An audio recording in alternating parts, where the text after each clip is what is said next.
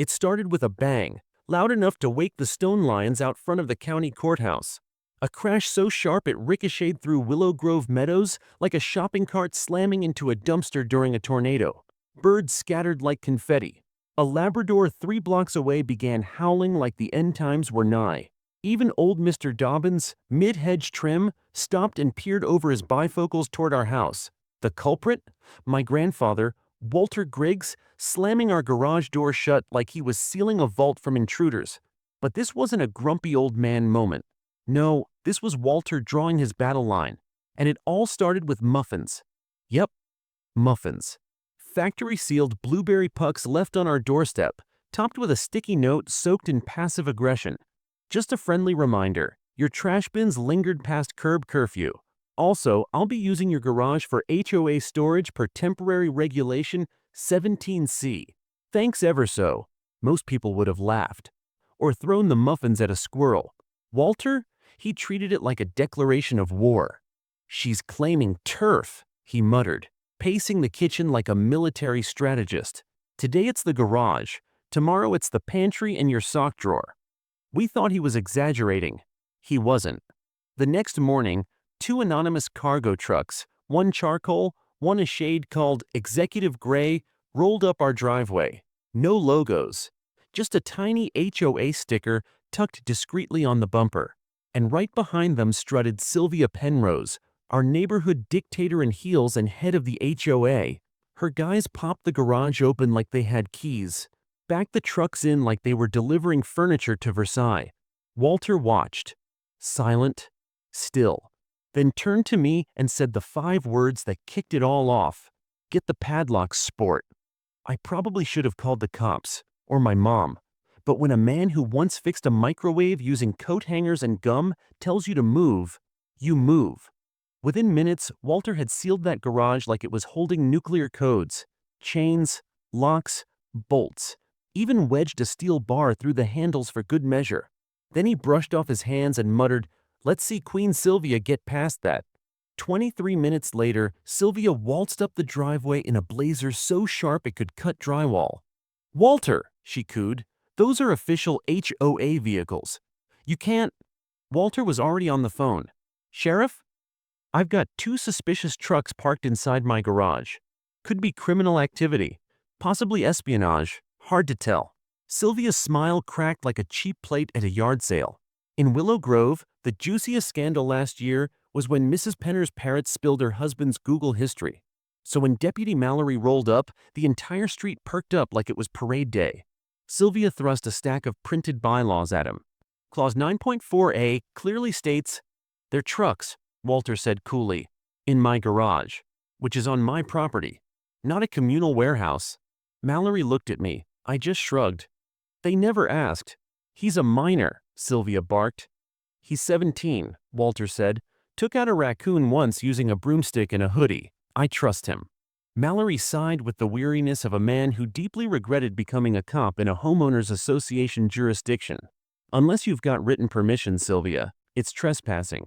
HOA bylaws don't trump private property." Sylvia sputtered. But I am the HOA. "And I am the guy who locked the garage," Walter replied, tipping imaginary sunglasses. She marched off in a huff, but came back that night with bolt cutters. Unfortunately for her, Walter had rigged motion-triggered sprinklers and greased the driveway with olive oil. She slipped, shrieked, and slithered away like a soaked ferret. By sunrise, the neighborhood was buzzing. Mrs. Kramer brought over a Team Walter bunt cake. Someone printed T-shirts. Sylvia dropped a notice in our mailbox. Emergency HOA hearing. Community access violation. Walter laughed so hard he nearly fell out of his chair. Then used the notice to pick up dog poop. "We'll attend," he said, "but we're not bringing snacks." The hearing took place in the rec center beneath a banner that said, "Together we thrive." Sylvia looked like she was about to deliver a closing argument at The Hague. "We're here because Mr. Griggs obstructed vital HOA operations," she said. "You mean dumped unmarked trucks full of secrets in my garage?" Walter replied, now wearing aviators. "Indoors. They carried official HOA assets," Sylvia insisted, "under Rule 17C. Repealed in 2011, Walter said, pulling a notarized document from his pocket. I keep it near the fridge, right next to the mustard. A hush fell over the room. Sylvia blinked. That's not… I never… Someone in the back whispered, Is that true? Sylvia's voice wobbled. He has 48 hours to comply or face fines and community restrictions. Walter didn't flinch. He opened a folder and held up photos. Rows of labeled files, hidden cameras, logs of personal infractions. Those trucks weren't for equipment, he said. They were data dumps, surveillance logs, on all of you. Gasps. Someone muttered, So that's how she knew I re-landscaped without approval. Sylvia tried to pivot. These were legal community safety measures. Walter raised an eyebrow. Anyone here sign off on being spied on? Crickets. Then Sylvia's former assistant stood up. She made me install the cameras. I backed everything up. Sylvia opened her mouth to defend herself, but nothing came out. That night, a pair of black SUVs pulled up. Federal agents stepped out, calm and professional. Charges: illegal surveillance, wire fraud, unauthorized data collection. Sylvia left in handcuffs. The neighborhood exhaled. A week later, we voted on new rules. No surveillance, no surprise fines, no unsolicited muffins. Walter was named honorary voice of reason. Weeks passed. Life settled. Then, during the 4th of July picnic, a drone buzzed overhead. Walter chucked a frisbee at it, missed by a mile, but got a round of applause anyway. We installed a gnome in the front yard. Hidden inside? A net launcher. The next time the drone showed up, whip, we snagged it. Inside? Another camera. We returned it in a pastry box with a note. Try cinnamon next time. Sylvia's house went on the market by August. Peace returned to Willow Grove Meadows.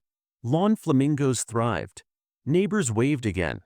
And in the garage, wedged behind some paint cans, we found a cassette tape.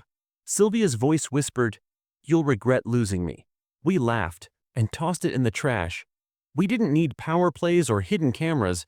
We had each other and a man who knew when to say no with a padlock and a plastic gnome.